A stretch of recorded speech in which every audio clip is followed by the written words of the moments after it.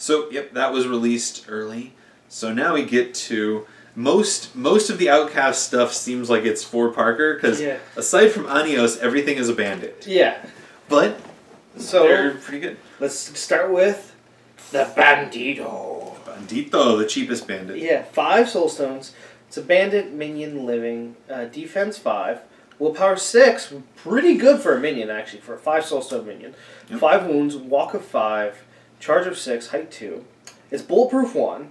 One of its abilities is Life of Crime. At the end of the game, all enemy scheme markers within 2 count as friendly scheme markers for the purpose of strategies and schemes. Yep, so if they're alive at the end of the game, they're potentially a threat to your enemies. Oh, yeah. Schemes. And then it has Finish the Job, and it has a defense trigger on the mask, which it doesn't have built in. Quick Getaway. After resolving against an enemy... Damn it! Push the small up to 5 in any direction. Because I was thinking initially, like, oh, it's a push! So, okay, I'm going to cheat, I'm going to, for my defense, so I'm going to cheat in a mask. It is resolving. Whether you hit or miss, as long as... Right. But it's an enemy, but as long as you hit, miss, doesn't matter as long as you get a mask. So you can, in theory, if you really want... But defense 5, so, I mean, if something really, really wants to hit it. Yeah. Its shoot is Clockwork Revolver, shoot of 5, resist defense, range 10, or melee 2. Target suffers 2, 3, 5 damage, and it has a trigger which is not built in. Drop it. After damaging an enemy model, places an enemy scheme marker within 3. So pretty much like so after damaging, you get to place an enemy scheme marker. Yeah. So it's the exact same trigger as Parker Barrows. And then so they have it as well, but only on a shoot of 5. And then Run and Gun. This model may discard a card. If it does, push this model up to 5 in any direction, then perform a 1-shoot attack action that receives a plus to the attack and damage flow. Oh, wow. Mm-hmm. After resolving the attack and any triggers, push this model up to 3. So in theory... So as a 2 action, so you need to spend both AP and discard a card. What you get is a single focused shot and a push. And you push 5, you take a focus shot, and you push 3. So you can actually cover more distance. Yeah, you can cover more distance doing this, and you get more out of it than just simply walking and shooting. Well, okay, so... Yeah, it is better than walking and shooting. That's why you get a built-in focus. That's why you have to discard a card. Yeah. Oh, yeah. So that's the limit on the only reason you're not going to be doing this with every Bandito every turn. Yeah, but then I have an ace. Well, it's great. Especially you look at Parker. Is it a mercenary? No. Oh, I was thinking you could bring them with Lynch. Oh my God. Yeah, you would. Yeah, I would totally. I would totally bring them with Lynch. And if you look like Mad Dog and Parker, they don't have a whole lot of just discard a card for random effects. Yeah. So they only really want the cards they need for their abilities. Which means, low cards are pretty much free for Banditos to use. Your garbage cards, which, I have 1s, 2s, and 3s. Okay. Here, Bandito. They're very interesting. Their big thing is that they have Drop It and the Run and Gun, I'd say. Yeah, the Run and Gun. Everything else is nice, but it's an extra. Life of Crime, I think Finish the Job is nice. Well, yeah, that combination of Finish the Job and Life of Crime. 5 soulstone for Finish the Job is pretty. That alone is probably really good. The Life of Crime, I think it's another one. If it's alive, and you really need to get in its own way, that's phenomenal. Yeah, exactly. That's why. But again, it just seems like something you have extra. Yeah. Making sure that getting that Drop It trigger to force an enemy to drop scheme markers for Parker and everybody else to use. Yeah, that's okay. Now a solid minion for Parker Barrow. Yes, definitely. Now we've got the Dead Outlaw. So they're minion undead, both bandits and tormented. So they are Jackdaw as well as Parker. Yeah. They are 6 soul stones. Mm-hmm. Defense 6, willpower 5, 6 wounds, walk 5, charge 6, height 2. So decent enough stat line. Mm-hmm. Nothing too impressive. Now they've got hard to wound +1. Okay. 2 greedy to die.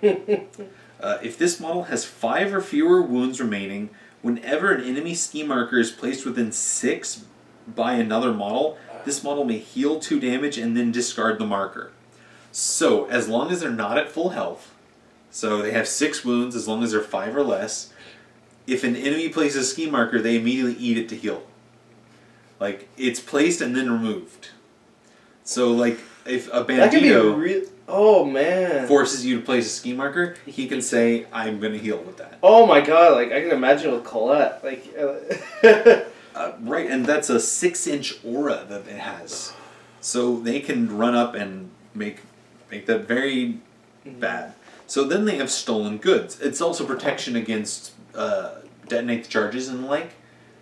Because if you keep this guy up with your group, if they place within range of his aura, you immediately remove it, which means they can't get detonated charges. So is it immediately? But they have to be damaged, though, right?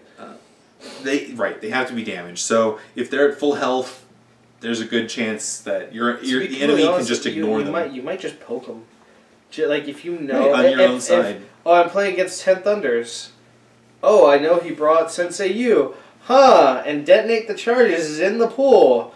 What are they going to pick? Alright, then I'm just going to poke my dead outlaws for 1 damage. And that'll help you get what you need. So they have stolen goods. When this model is killed or sacrificed by another model, so not himself, this model may choose to place a ski marker in base contact with itself before being removed. The ski marker is friendly to the crew that killed this model. So it's like, finish the job, except whoever kills him gets the marker. Now, that's one of those weird moments. If it's an enemy marker, you can still benefit from that. So that's stolen goods, a version of finish the job. Let's see. So their first attack is sand in the eyes. I just imagine, like, King of the Hill. Pocket sands! Yeah. So they're the dirtiest, nastiest outlaws. Melee 6 with a mask built in. Resistance defense range 1. Oh my god! Suffers 115 damage. Right? How the hell does it get the 5 from? Is it like, I'm slightly irritated, and like when the 5 is I figure like a rock in the eye or something? Basically, most of the time he's just throwing sand, and then there's that one time that he kicks him in the balls or he hits him with a rock. He gets a shot off during the whole thing. Now, the triggers, both of which he has, are My Eyes, which gives out slow. So after succeeding, he doesn't even have to damage on that one. So he succeeds against you, you stone to prevent the 1 damage, you're still slow. And then that's very similar to the what's it called? It's in your faction. They have bows. Oh right, it's the MacLeods. It's not theirs is not a trigger, so it always gives out slow. Yeah, and then he's got reposition. After succeeding, push this model 3 in any direction. So he can either, after he hits you with the sand, you either gain slow or he pushes. He can either use it to get away or to distract you really bad. Okay, so Cursed Collier Pistol. Shoot 6 with the mask. Resistance defense, range 10. 2, 3, 4 damage. More normal damage spread. And shoot 6 is pretty good. Yeah. Now, damage seems a little low on the high end, but it's what you expect out of a 6. It is more accurate, yeah. And then the Curse Spreads is built in. When damaging a target with 1 or more upgrades, the attack deals +1 damage. Enforcers, Henchmen, Masters. As long as they have an upgrade, he'll get +1 Which damage. Which 6 are probably going to hit. And it's built in, so suddenly this is looking better. Then reposition again. So he can if he hits you, he can always choose to reposition. Then he's got Drop It. So just like the other bandits, on a tome, so he has to get the tome. He can he can place a scheme marker. And then a nice one. Yeah, Piercing. Very nice. So it ignores armor, hard to wound, and hard to kill. So he's pretty good at finishing things off, although it is a trigger, so he can't combine it with his other triggers. Yeah. But again, if it's that hard to wound model with 2 wounds left, I'll spend a tome to make sure it's piercing and kill you. And then, so he has no tactical, it's all attacks. His last attack, 1 action, Curse of the Covetous. Casting 6 versus willpower, range 6. Mm-hmm. Target model gains the following condition till end of the game. Curse of the Covetous. This model may only take walk and interact actions. So only walk and interact. Wow. End this condition when the model places a scheme marker. So as soon as they say, I place a scheme marker with an interact, remove the condition. This model may choose to suffer 3 damage at the start of its activation to end this condition. So when you activate, you either take 3 damage or you're forced to drop a scheme marker. Which Parker Barrow's like, either way, it's good. It's a benefit for me. Or if your whole action is going to be walking anyway, you can just spend the whole action walking. Yeah. So that's another. So again, it's an outlaw. Part of his card is focusing on getting enemy scheme markers into play. And that can be, there can be a time where that's really detrimental. Or like, oh, you have a model that has 2 life left. Like, let's say your master let's say your master's at 1. I cast that on you. So you can't choose to take the damage. You have to try to walk away and then drop a scheme marker to end it. Exactly. If you throw it on somebody that's low health, I mean, they're either going to have to lose the model. They could lose the model, which not great. They can take an interact, or they can just deal with having nothing but walks. Yeah. Which depends on who they are. On the situation, yeah. And even giving out slow. They're so good at giving out slow that under the right conditions, I would charge to make sure I give out slow. Yeah. Now, under the right conditions. That's not their normal. Yeah. And note that they do not have, unlike the Bandito, they don't have a close attack version of their pistol, so they have to use Sand in the Eyes as their melee. But still, Sand in the Eyes is close. hilarious. Yeah, it's great. It has its situational uses. A solid minion. 6 soul stones. It's sturdy. It has a lot of utility to it. And I'm trying to think Jackdaw. I don't know Jackdaw well enough. So. Actually, it's... I know he's tormented. And well, it's just so... He'll benefit from all the tormented stuff. However, he doesn't... 2 greedy to die. There's a tormented upgrade that increases the aura of all tormented models. So 2 greedy to die would get an extra 1 inch, so 7-inch aura instead of 6. Okay. For the most part, I would only really take Dead Outlaws. Actually, they're actually not that good in schemey games because they don't do anything with your scheme markers, so they're only good with Parker that way. However, just having their solid... I think Banditos stats. might be... You might see them in just other crews just because of the finish the job and the option to run and gun. They seem like good scheme runners. Or another alternative, because you have a few good scheme runners, but... They have the Plague, whatever. Actually, a lot of the time... Winged Plague is just coming in. Yeah. There's the Void Wretches are incorporeal and fairly quick. Oh, yeah. But I think they're a solid option instead of Frycore. Frycoremen are also 5. They've got armor and immunity to blasts, where these guys have Finish the Job, Bulletproof, Life of Crime, some just and then different run things. and gun, yeah. Which run and gun instead of unimpeded. It depends on what strategy schemes you want. Right. So Dead Outlaws, I'm not 100% whether they'll come in, but I could definitely see taking one they're just solid. In Parker for sure, yeah. Yeah.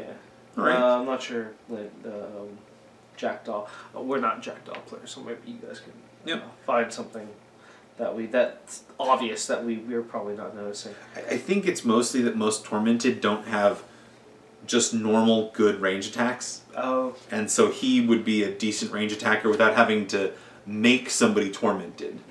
And Casey. Oh yes. Our first 10 Thunder model. I'm happy. Well, sort of. Somebody we're actually steal. Well, actually no, we steal from everyone now, Casey. Yes, Outcasts was one of the only factions we didn't steal something. You didn't have anything to... We are stealing Waku Raiders. Wuku? I think Wuku. So we are stealing Wuku Raiders and adding them to the glorious 10 Thunder Brotherhood. Now, I actually do really like that these are Last Blossom Bandits. Yeah. I think it's really thematic, and like you said, it gives something... Misaki felt like she was missing something because she had all these ninjas that she could take into Outcasts, but not the other way around. Hell, she even has a huge spider thing that's technically Last Blossom. You can bring Jaragumo into Outcasts.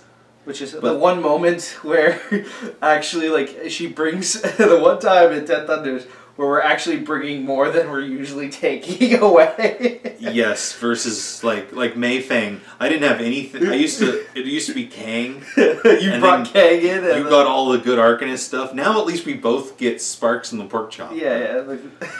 So if you want to go ahead and do the Wuku Raider. I will take the Wuku Raider because I need to get Ten Thunders fixed. Well, because so we got the Wuku Raider. It's a minion living.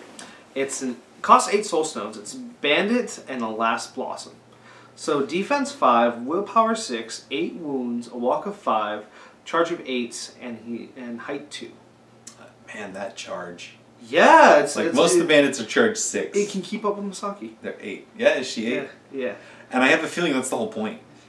We'll get into the rest. So. Enemy models may not cheat fate while taking melee attack actions that target this model's defense. So that's close. The close. It's melee, yeah. Or like just because it is slightly different in this case. So as long as it's any kind of close attack, you cannot cheat damage against their defense. So, for example, I can't remember her name. All of a sudden, Pandora. Mm-hmm. Hers is against willpower, so it would not. However, most stuff will be going after defense. So. Yeah. So it's 50. I can see that. What's it called? It's combat finesse. Combat finesse. So they're very good at blocking, so that you can't cheat. Yeah. Interesting. Bulletproof 1, because it's just awesome. And most bandits have it. It seems. And Misaki has bulletproof 1 too. Yeah, that's built in, right? That's not an upgrade. Yeah, right? Yeah. It's built in. And then ever-changing wind. When an enemy ski marker is placed within 6, this model may push up to 3 in any direction. So very similar to a lot of with Parker Barrows when you're pushing one, they can push into 3. So there can be those moments where you fire and you drop maybe 1 or 2 ski markers of your opponent, and the Waku Warrior can push up to 6. Right, let's say you run and gun with a Bandito. Yeah. And so the Wuku Raider's just like, thanks, and they get a push. What's the aura range? 6. 6. So maybe they just got close to an enemy got close to them. Mm-hmm. Yeah, you can use your shooting to help push them around. I think that's why they gave them the combat finesse, because you push them into the engagement. That's probably... Yes. They are your melee option for bandits, which we're going to get to. Twin Sabers, melee 6 with a tome built in. Target suffers 2, 4, 5 damage. Exactly like Misaki's damage. 1 less on the max. But you're right, it's 6. It's 6. Very close. This attack flip gains a positive. So melee 6 with a positive, that's already Punk Zombie level. Yeah, that is Punk Zombie. Oh, so good. And it has a tome drop it. Okay, so it's got the drop it to give a C marker on a melee attack this time. Yeah. Coordinated raid. After damaging another friendly model engaged with a target may take a one close attack against it.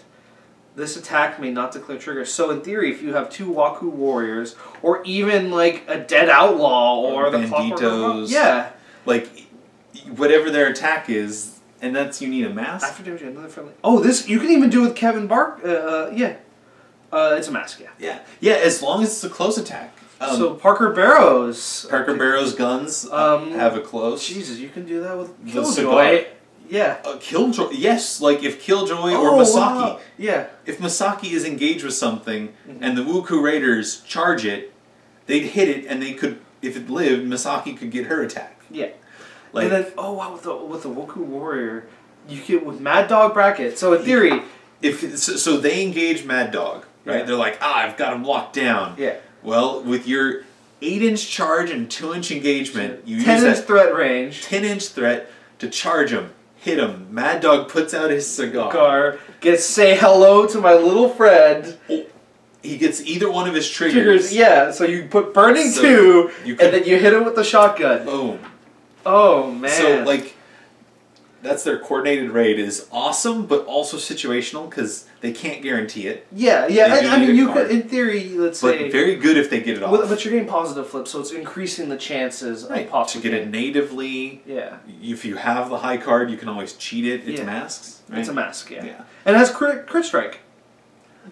So I mean, for a little extra damage on the ram. Change the damage if you have a ram. So they've got 1 built in to drop it. Yes. Then they've got 2 other triggers that they could flip or cheat for more damage or extra attacks from friendlies. Yeah. Really nice. The Twin Saber is a phenomenal attack. Yeah. And then Collier Pistol. Shoot a 5, resist defense, range 10. Target suffers 2, 3, 4 damage, and it has the reposition trigger, which if you get a mass, so 3-inch push. they can shoot somebody to push. You could do it there, like, oh, I'm not going to engage you. I shoot, and then I push into 3, and I engage you. Or even that's a good target for Parker's 0 action to give an attack. Give a Wuku Raider their Collier Pistol because they're out of range. They shoot them. They push 3 inches. Maybe they're engaged now. Yeah. And then for tactical actions, a New Horizon. So cast a 5. Target number 10 with the tomes. Target a ski marker. Place the marker within 6 of its current location, non-base contact with other markers, malls, or terrain. So you would need a 5 of a 5 of tomes to be able to pull this off. It's range 6 too. And it is a 0. It is a 0. So let's say Parker Barrows is not close enough to benefit from the ski marker. All right. Or even how we mentioned that a lot of the new ones, the ski markers need to be apart from each other. Yeah. Well, suddenly you push it so that they're just barely not touching and screw up convict labor or search the ruins. So the Waku War Raiders.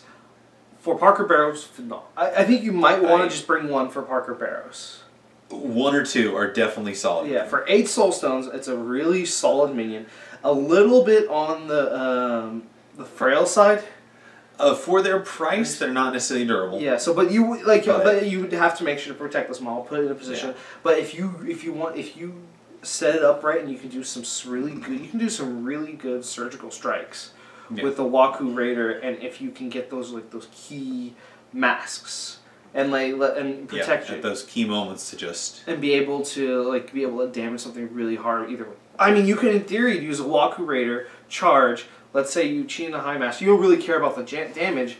Then you can have Parker Barrows do his 6-shooter in melee and discard some upgrades to do some additional damage. I mean, yeah. They're good for that. They seem like the kind of melee you'd hold back with your group. Yes. And once the enemy is all like, you're all shooting, I'm going to engage you. And then the Wuku Raiders are just like, that's nice, let me show you how it's done. And they help out everybody just be better. Or Grand Melee, that's really good model. For 10 Thunders, I'm thinking with Misaki. So for 10 Thunders, you have to take Misaki and infiltrate them. Yeah. Yeah, it's tough because she has a lot of good stuff already. Yeah, take a Smoke and Shadows. Right, they can another always. Mall that can use Smoke and Shadows. So they seem like a good companion because again, they can Smoke and Shadows. They can keep up with her. Yeah. They can give her extra attacks, and she can always just throw attacks onto them that are coming at her with misdirection. Yeah, but then Jaragumo would probably be better with Smoke. Well, actually, they can naturally keep up with Misaki. Where if you have Smoke and Shadows with a Jaragumo, you have to expend a really high masks to bury it and then unbury it when they're not quite as fast. Yeah, and I mean, neither of them, Jaragumo don't have a way to heal, do they? Or did they? Eat your fill. Oh, so they do have Eat Your Fill if they kill something. Of course, Wuku Raiders have Twin Sabers, which are melee 6 with a positive flip. Yeah, so they're actually hitting more often than Jaragumo. Yeah, that's the one thing I like. I love that melee 6. Melee 6 is phenomenal. Yeah. When you combine it with a plus, God, I hate punk zombies. And I mean, if you think of it as them being 1 point more expensive than a punk zombie, they're different. They don't have flurry either, though. Yeah. And their durability is only really bulletproof. Yeah. Like Misaki. So we've got the mini Misakis. Yeah. Really definitely very interesting. Yeah, I think Parker Barrows, really good model. But for infiltrating for Misaki, I would need to play test a little. The other thing I like is just that it gives her a really cool thematic option. Yes. If you're just gonna make a Misaki crew and you want to grab all of her, crazy mercenary Last Blossom types. That I can actually. Well, of course, this one's not actually a mercenary. Yeah. Like some of her other, what are they? The Torkage. The Torkage are mercenaries. Mercenaries. All right, so Wuku Raiders. Now we've got most of these covered. Now we've got some new upgrades. So let's start with Hans. Oh, Hans! Yes, apparently Hans needed a patch upgrade. The small gains +1 to his walk, and the small gains the following tactical actions: Advanced Sight, casting 5, target number 12. The small gains the focused +1 condition. So a 7 of anything, you do a 0 and you gain focus. I don't know if Hans has any other 0 actions. Off the top of my head, I don't think so. Yeah, I don't recall. Consult the field guide. Oh, so same thing as... So he can so now he has the choice between automatically getting a suit of the discarded card or taking advanced sight to try and get extra focus. Okay. And so that's the 0 upgrade. I think the big thing was +1 walk. Yeah. I think he was just slow enough that a lot of people didn't want to take him compared to other stuff. I mean, think about the snipers that he's competing with in his own faction. They have reposition built in.